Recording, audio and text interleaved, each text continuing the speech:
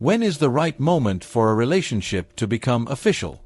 For some, it's when you introduce your partner to your family and friends, while for others, it may involve moving in together or making other major changes.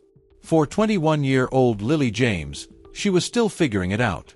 She had been in a 5-week relationship with a colleague, but it wasn't working, and they decided to part ways. However, just days later, Lily's lifeless body was discovered at her workplace, leaving everyone shocked, confused, and frightened. What happened? Who was responsible? Where was the perpetrator?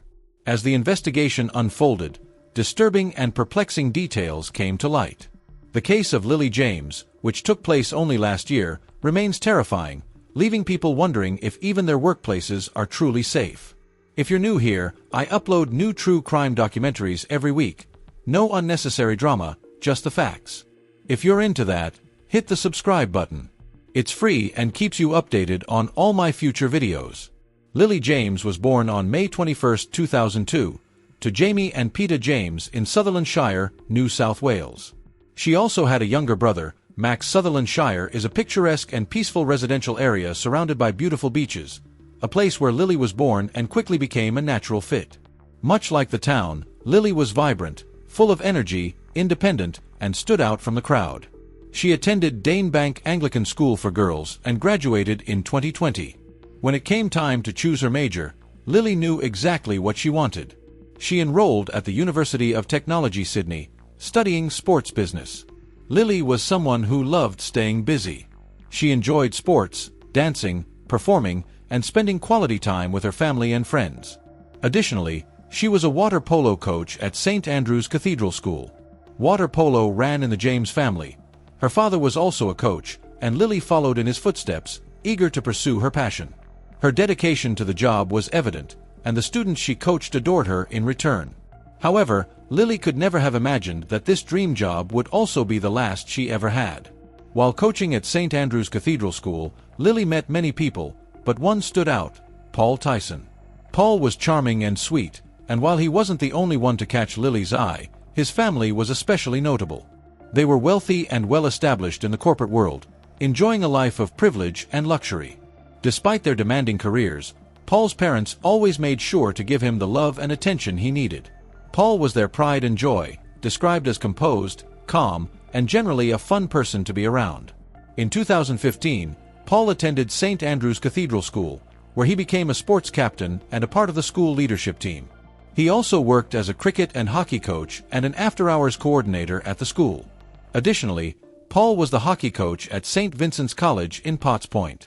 As if that wasn't enough, Paul was also enrolled in a Master of Teaching program, with plans to become a teacher.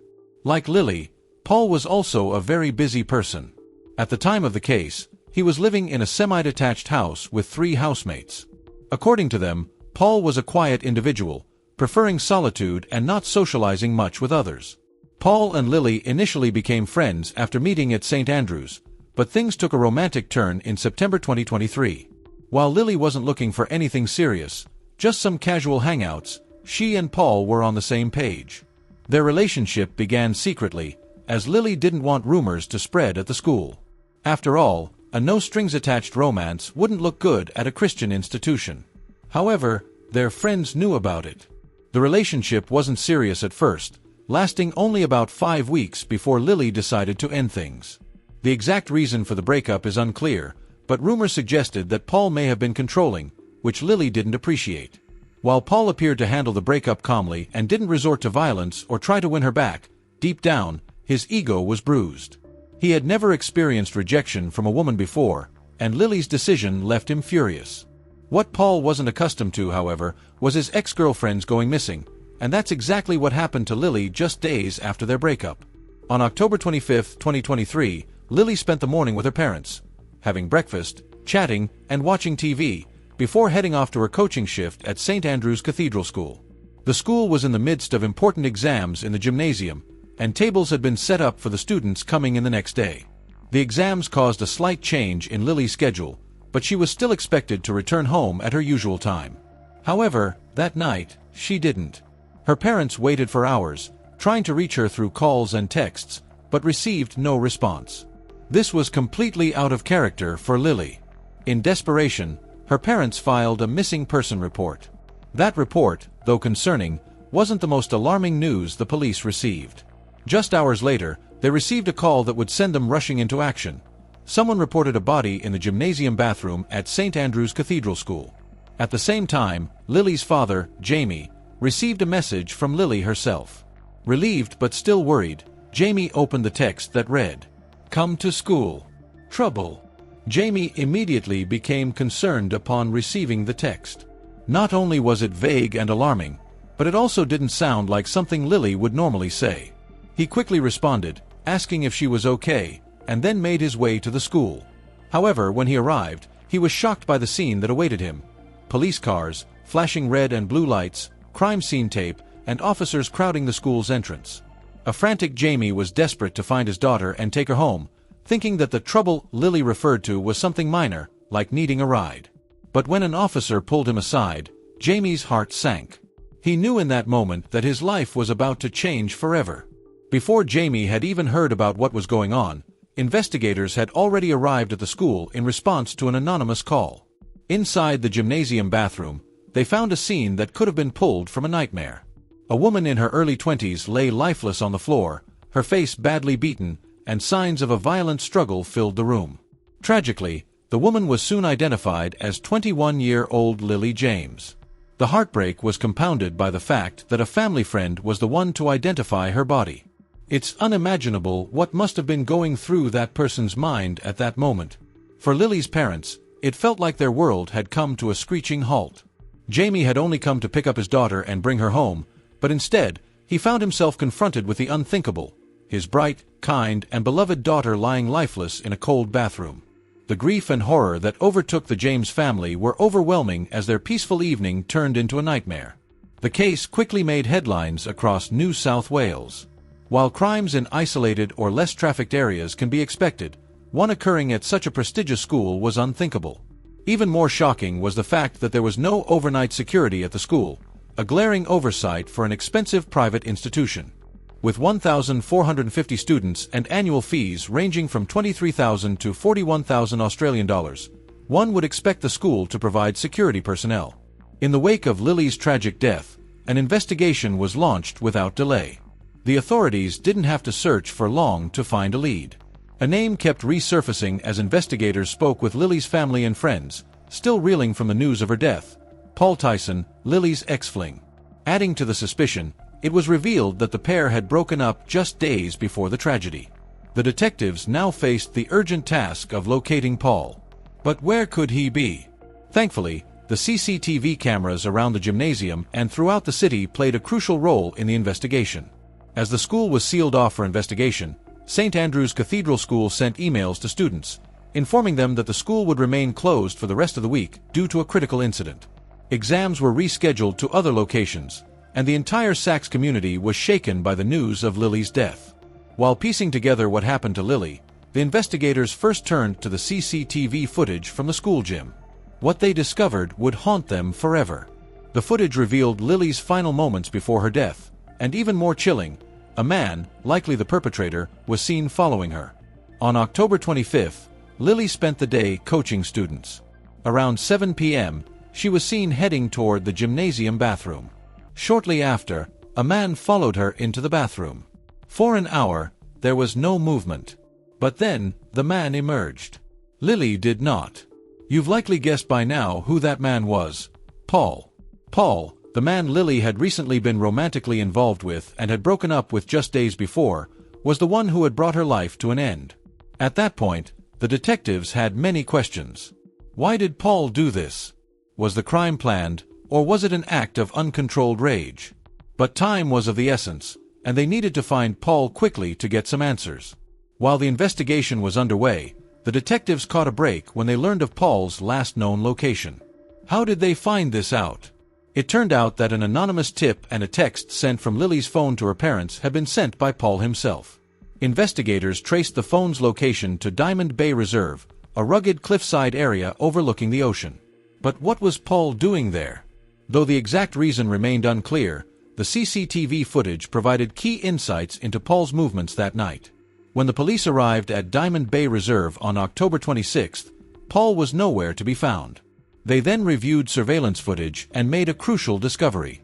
On October 25th, at around 8:47 p.m., Paul was seen parking his silver Lexus near the reserve. At 9:04 p.m., he was seen exiting the car, carrying a bag, and walking away with a calm demeanor, terrifying, considering the events that had unfolded just an hour before. 8 minutes later, at 9:12 p.m., Paul was captured on camera walking back to his car without the bag, sitting in the vehicle until about 9:49 p.m. before driving off. The investigators knew they had to search the area Paul had been seen walking toward. When they reached the spot, they found a metal trash bin. It was clear what they needed to do next. The search of the bin uncovered a hammer along with some of Paul's personal items, including a pair of AirPods and a backpack. Upon inspection, detectives confirmed that the hammer was most likely the murder weapon. However, Paul was still missing. Meanwhile, Paul's silver Lexus was found in a nearby parking lot. The police traced the vehicle's rental records and discovered that Paul had rented the car, using it to drive to St. Andrew's Cathedral School on the morning of October 25th. Since Paul already owned a car, the question arose, why rent another for that day? Especially when Lily's body was found at the school. The detectives would have to look into this later, as they were still focused on locating Paul. Had he fled the city? Was he hiding? Or had he returned to his home country, the Netherlands? Given his affluent background, this wasn't outside the realm of possibility. The investigators were under pressure, racing against time to apprehend him before he could escape the consequences of his actions. But nothing could prepare them for the shocking development that would alter the course of the case in the worst possible way. On October 28, 2023, around 1 a.m., construction workers spotted something floating in the water near the rocks at the Gap, a notorious location in Sydney, Australia. The Gap, situated at South Head in the eastern suburbs, is known for being a site where people tragically end their lives by jumping into the deep Tasman Sea. Given that Paul's last known location was just 5 minutes away from the Gap, investigators feared the worst. By 9 a.m., they launched a recovery operation using boats and helicopters to retrieve the body. However, the strong winds made the task difficult, and helicopters couldn't safely reach the spot. After multiple attempts, the body was finally recovered by noon with the help of jet skis. The area was cordoned off for investigation. Sadly, through dental records, the body was identified as 22-year-old Paul Tyson. Police believe Paul arrived at the Gap around 10 p.m. on the night of October 25th after killing Lily. There was a few-hour gap before Paul contacted the authorities at around 11 p.m., confessing to his actions, after which it's believed he jumped to his death. This left everyone, including the investigators, with one lingering question: why? Why did Paul resort to such brutal violence? Although Paul didn't have a history of abuse or criminal charges, it became clear that his behavior had been erratic. In a shocking revelation during a 60 Minutes Australia episode, an anonymous ex-girlfriend of Paul came forward, describing how he had become obsessive over where she went, who she was with, and everything else in between. This was a chilling glimpse into the darker side of Paul. At one point, the ex-girlfriend had tried to end things with Paul, which triggered an explosive reaction from him. He punched a tree in a fit of rage. When she questioned why, his response raised red flags. "Because I can't punch the one thing I want to." If that wasn't chilling enough, Paul began stalking her, even peering through her windows at one point. When the ex noticed and screamed, her father chased Paul away with a cricket bat. It was clear that beneath Paul's charming exterior was something much darker, something that surfaced when he realized he was losing control. Investigators also looked into whether the attack on Lily was planned. They soon found evidence supporting that it was. The hammer used in Lily's attack had been purchased from a nearby hardware store just days before the incident, around the time Lily ended their relationship. Paul's decision to rent a car that day also suggested a level of forethought. Criminal psychologist Tim Watson-Monroe believes that Paul had a clear, malicious intention to kill Lily, which he executed with a calculated and calm mind. After the breakup, Paul likely felt a loss of control over Lily and resorted to violent revenge. While much of this is speculative, it appears Paul's intentions were disturbingly clear. Additionally, sending a text from Lily's phone to her parents to lead them to the scene of her death shows a disturbing level of cruelty, possibly designed to torment them. This could be the ultimate act of evil, exposing a heartbroken father to a horrific scene. The aftermath of Paul's death left the James family without any chance of closure. The pain of not knowing why Paul did what he did lingers. Jamie, Lily's father, will never forget October 25, 2023.